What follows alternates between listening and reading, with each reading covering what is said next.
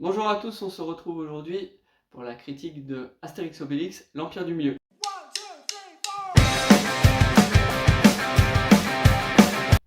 Donc Astérix et Obélix, l'Empire du Milieu est sorti il y a quelques temps chez nous. Il est réalisé et scénarisé par Guillaume Canet qui a regroupé un casting vraiment all-star. Dedans il y a donc Guillaume Canet qui tient le rôle d'Astérix, Gilles Lelouch en Obélix, Vincent Cassel en César, Marion Cotillard en Cléopâtre, José Garcia, il y a Manu Payet, enfin vraiment il y a énormément de premiers rôles et il a mis quelques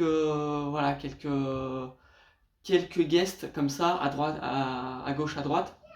Il a mis Orelsan, Angèle Enfalbala, il y a Big Flo Oli, il y a Ramsey, il y a Bunaimin qui fait l'empereur chinois, Franck Gastambide en pirate, Issa Doumbia, enfin voilà. Il a mis énormément de guests, peut-être un peu trop, ça j'y reviendrai plus tard. Alors cet Astérix et Obélix, de quoi il parle? Alors en fait, Astérix et Obélix sont dans leur village, tranquillement, en train de vivre leur vie de gaulois, quand il y a un de leurs amis, en fait, qui arrive au village avec dans sa chariote, en fait, une princesse chinoise qui quitte son pays parce qu'il y a des souverains, en fait, qui est soumis à l'impératrice, qui a fait une révolte pour prendre le pouvoir et qui veut épouser la fille de l'impératrice pour monter sur le trône. Donc elle a dû fuir et elle trouve refuge dans le village d'Astérix et Obélix. Euh, pour régler le problème, évidemment, Astérix et Obélix vont prendre la potion, enfin, au moins Astérix, et filer en Chine pour remettre la fille de l'impératrice, l'impératrice et la fille de l'impératrice sur le trône afin de rétablir l'ordre en Chine. Voilà. Donc ça c'est un peu le résumé de l'histoire du film. On va commencer par le point positif. Alors point positif déjà, Guillaume Canet a pris un scénario original. Donc ça c'est pas mal, c'est pas mal puisque ça permet de ne pas avoir de vis-à-vis par rapport à la BD. C'est-à-dire qu'on peut pas se dire ah bah tiens c'est pas comme ça dans la BD, tiens c'est pas comme ça, il fait pas comme ça, etc. Là vraiment il crée des personnages, il crée des situations vraiment où on peut pas avoir de on peut pas mettre côte à côte les deux en se disant ah bah c'est pas comme ça. Donc ça je trouve que c'est une bonne idée qu'il a eue, c'est de créer un scénario original. D'ailleurs je crois qu'ils ont même créé la BD mais après le film, tiré du film justement. Donc ça c'est une bonne idée par rapport aux autres films qui étaient sortis ou qui étaient tirés des Jeux Olympiques, de Mission Cléopâtre, etc., etc. Donc le scénario original, ça c'était un très bon point. Le casting est pas mal aussi. Guillaume Canet en Astérix. Alors moi, j'ai toujours une préférence pour Clavier, même si j'aime pas trop l'acteur en général, mais pour Clavier en général, rien que pour sa complicité à l'époque avec Gérard Depardieu, puisqu'il se connaissait très bien avec Gérard Depardieu et la complicité se voyait. J'avais beaucoup plus de mal avec Cornillac pour Jeux Olympiques et pour Édouard Baird en Angleterre, là, service de Sa Majesté. Je préférais Clavier, ça se voyait qu'il y avait une vraie alchimie avec Depardieu. Mais Canet se débrouille et puis ça lui permet de retrouver une certaine alchimie aussi avec Gilles Lelouch qui joue Obélix. Je vais y revenir sur Gilles Lelouch. Qui joue Obélix puisque les deux sont vraiment très très potes dans la vie et ça permet de créer une vraie alchimie là où par exemple dans Astérix aux Jeux Olympiques et au service de Sa Majesté, je trouvais qu'il y avait moins d'alchimie entre Cornillac et Depardieu et Édouard Baird et Depardieu parce que les deux, enfin ça collait pas, on voyait que c'était juste deux acteurs qui avaient été mis en duo juste comme ça, alors que là, Canet et Lelouch se connaissent super bien, quand ils s'engueulent, on voit que ils peuvent s'engueuler comme ça dans la vie, mais qu'ils sont vraiment potes aussi, donc ça permet vraiment de créer une alchimie. Autre chose sur le casting, donc Gilles Lelouch a les épaules, enfin, à la tâche de devoir succéder à Depardieu dans le rôle d'Obélix, et ça, on va dire, c'est pas fait totalement. Alors, il y a certaines fois où il fait un petit peu Obélix, un peu fleur bleue, parce qu'Obélix c'est ça, c'est comme il l'a dit dans une interview, c'est des pâquerettes dans les yeux Obélix en fait. Alors Depardieu y arrivait totalement. On voit que des fois un peu, j'ai l'impression que Gilles Lelouch était un peu en surjeu en fait, il en faisait un peu des tonnes. Mais il y a certaines fois où, par exemple, quand il s'engueule avec Astérix, on sent que voilà, ça passe bien. Sur un moment un peu plus calme ou un peu plus fleur bleue, j'ai l'impression qu'il avait besoin de. Il se forçait un peu. Mais voilà, ça. Puis je vais venir question physique. Gilles Lelouch, c'est pas Depardieu. Depardieu, c'est une masse, il doit faire 1m90, il fait plus de 100 kilos, oui, enfin. Depardieu, c'est Obélix, physiquement c'est Obélix. Là, Lelouch, quand il y a des plans. Alors, sur les plans, en fait, épaules, parce qu'il a pris, je crois, 15 kilos de muscle, épaules et visage, ça passe. Par contre, quand on s'éloigne, quand la caméra s'éloigne et qu'il y a un plan de plein pied de Obélix qui se met de profil et qu'il a juste la bedaine en bas, je trouve qu'il en manque un peu, quoi. Il manque un peu d'Obélix, quoi. Il manque un peu de sanglier, quoi. Donc voilà, c'est pour ça que pour moi le pari il est à moitié tenu sur Gilles Lelouch. C'était quand même lui qui avait la plus grosse tâche, c'était succéder à Depardieu, c'est quand même pas rien. Par contre Vincent Cassel en empereur romain, super idée. Parce que comme à l'époque de Jeux Olympiques, ils avaient pris Delon et là ils ont pris Cassel, c'est des gens qui ont, à dire, un ego. Et faire de César quelqu'un qui a un ego comme ça, un peu surdimensionné, moi, César, etc. Je trouve que d'avoir pris Cassel, je trouve que c'est une super idée. Et puis, j'ai l'impression que Vincent Cassel, il s'éclate en César, quoi. Vraiment, il s'éclate. Marion Cotillard en Cléopâtre, on la voit pas tant que ça dans le film. Donc bon, puis la dernière interprétation, je préférais Monica Bellucci, mais après chacun ses goûts.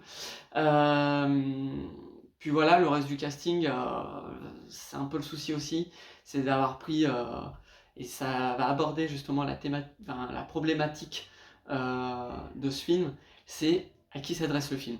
Il a pris un casting all-star, mais il a pris aussi des jeunes. Et le problème des jeunes aujourd'hui, c'est que j'ai pas l'impression que leur premier réflexe quand ils vont au ciné, c'est d'aller voir Astérix Obélix. Pour eux, j'ai l'impression que les jeunes, par exemple, je vais faire le vieux, mais qui ont 19 ou 20 ans, c'est pas leur premier réflexe d'aller voir Astérix Obélix, de se dire tiens, on va aller voir Astérix Obélix. Je pense que pour eux, c'est un peu une licence vieillissante, Astérix et Obélix. Et t'as beau mettre Angèle en Falbala, Orelsan, Big Flo et Oli, Zlatan Ibrahimovic, si tu tiens que sur ça pour apporter des jeunes dans ton ciné, c'est que t'es peut-être pas sûr de la qualité de ton film en lui-même, quoi. Si t'as besoin de Zlatan Ibrahimovic pour te dire je vais attirer des jeunes pour qu'ils viennent au ciné voir Astérix et Obélix, c'est que t'es vraiment pas sûr de ton film.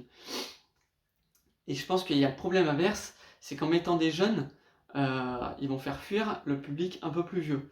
J'ai le cas dans mon entourage, petite vie perso, j'ai le cas dans mon entourage, j'ai quelqu'un d'un certain âge qui a été voir le film et qui n'a pas compris certaines références, notamment celle d'Orelsan et celle de Angèle. Parce qu'ils font des références à leurs chansons, etc. Et en fait, la personne est ressortie en disant j'ai pas aimé parce que j'ai pas compris les références. Donc voilà, c'est soit tu veux attirer les jeunes, mais avec ça, et tu fais fuir ceux qui ont un certain âge et qui ont connu Astérix et Obélix petit, soit tu les attires, mais tu ne fais pas rentrer les jeunes. Donc à qui s'adresse ce film? C'est un peu la problématique au niveau de l'humour aussi. Ils essayent de refaire encore une fois, et je crois qu'ils n'ont toujours pas compris, ils essayent de refaire un Mission Cléopâtre encore. Le truc qui était bien, c'est que le premier Astérix Obélix contre César, quand il est sorti, Claude Zidi a vraiment, je crois que c'était Claude Zidi, avait vraiment mis son humour et les gens qu'il connaissait dans son entourage. Il y avait Michel Galabru, Jean-Pierre Castaldi, c'était des anciens acteurs, et puis il y avait une patte visuelle, il y avait vraiment une patte visuelle, il y avait un humour qui était propre à Astérix et Obélix contre César. Ensuite vient Chabat, qui fait Mission Cléopâtre, qui est le succès que tout le monde connaît, qui met Jamel, qui met Jean-Paul Rouve, qui met Dieudonné, qui met Chantal Lobby, qui met les par-ci par-là, il met les Robin des Bois. Voilà, c'était l'humour 2000, c'était un humour 2000. Et puis c'était les potes de Chabat, c'était ses potes, c'était une famille. En fait, dans chaque film, en fait, j'ai l'impression qu'ils mettent un peu de une famille de cinéma. Et quand Astérix et Obélix aux Jeux Olympiques et au service de Sa Majesté est sorti, j'avais plus de sensation de famille de cinéma. Jusqu'à maintenant, puisque Canet tourne souvent avec Lelouch, avec Cotillard, je crois qu'il avait fait un film avec Cassel aussi. Donc voilà. Donc c'est aussi le problème des films Astérix, c'est qu'il faut vraiment qu'il y ait une certaine ambiance en fait sur les dans le film, qui fasse une homogénéité en fait. Et c'est ce qui manquait un peu aux deux autres. Là, on la retrouve un peu plus. Elle est toujours elle est un peu faible, mais on la sent plus déjà. On sent plus l'osmose entre tous les éléments. L'humour, par contre, il y a certaines blagues qui fonctionnent. Il y a certaines blagues, honnêtement, c'est pas drôle en fait. Il y a certaines blagues qui sont nulles. Ça passe de ah ouais, celle-là elle est bien trouvée, ah ouais, non, ça c'est lourd. Et je pense que il y a certains comédiens qui sont un peu en impro et qui sont pas faits pour faire de l'impro. Petite parenthèse, Ramsey, mais alors m'a saoulé dans le film, m'a saoulé. Autant je trouve, après, bon, je trouve Jonathan Cohen très drôle, toujours en impro, mais parce qu'il a fait de l'impro et qu'il sait comment tac tac lancer les vannes, etc. Ramsey, je l'ai trouvé un peu lourd. Et puis il y a autre chose, c'est les histoires d'amour dans Astérix et Obélix. Tous les films tournent autour des histoires d'amour. Tous les albums d'Astérix et Obélix ne tournent pas autour d'histoires d'amour. Il y a des albums d'Astérix et Obélix où il n'y a même pas une seule, il y a pas une seule fois Obélix ou Astérix qui tombe amoureux ou un couple qui doit se retrouver, etc. Non, il y a des albums qui se tiennent en eux-mêmes sans amour. Et à chaque fois dans les films Astérix, faut qu'ils mettent une histoire d'amour. Soit Astérix qui est amoureux de quelqu'un, soit Obélix qui est amoureux de quelqu'un, soit deux couples qui doivent se retrouver. Il y a des films aussi, il y a des albums qui ne se tiennent pas que par rapport à ça. Et ça, je trouve ça dommage. Et il faudrait qu'ils changent un peu la formule. Donc voilà, scénario pas mal parce qu'original, casting pas mal, à moitié convaincant parce que trop de stars effectivement, mais ceux qui tiennent le haut de l'affiche s'en sortent plutôt pas mal. L'humour, moitié quand même. Hein. Vraiment, les blagues, faut les travailler, faut retravailler certaines blagues. Hein. Enfin voilà, c'est comme je disais tout à l'heure, problématique à qui s'adresse le film quoi. Effets spéciaux, bon, on est sur un Astérix, c'est une production française, on n'est pas sur Avatar à la voix de l'eau ou sur un Marvel. Les effets spéciaux se tiennent quand même. Je pense que Guillaume Canet, de toute façon, va rentrer dans ses frais. Moi, j'ai une petite idée, hein, petite parenthèse comme ça. La bande à Fifi sur un film Astérix. Philippe Lachaud en Astérix. Avec ses potes. Didier Bourdon en Obélix. Pourquoi pas, hein, à tenter. Peut-être qu'il apporterait un peu un vent de fraîcheur aussi à une licence qui... C'est quand même une des grosses licences françaises. Astérix et Obélix, faut pas l'oublier. On en est au 5e film. C'est une grosse licence. On n'a pas de licence comme ça qui continue, à part les comédies plus normales, on va dire. Il n'y a pas de grosse licence comme ça à gros budget en France. On est quand même un pays où on préfère faire des petites comédies à droite à gauche que de faire des grosses licences comme ça qui se suivent. Il y a les taxis. Ils en ont fait 5. Mais Astérix et Obélix aussi, c'est une grosse licence en France. Donc peut-être renouveler un peu la formule pour un prochain volume. Après, il s'est fait défoncer par la critique. Il n'y a pas de quoi le défoncer. Hein. Pour moi, le pire, c'était au service de Sa Majesté, qui s'est même pas fait défoncer par la critique ni par le public, puisque personne n'en a parlé, et plus personne n'en parle. S'il y a un Astérix qui doit se faire défoncer, c'est aux Jeux Olympiques.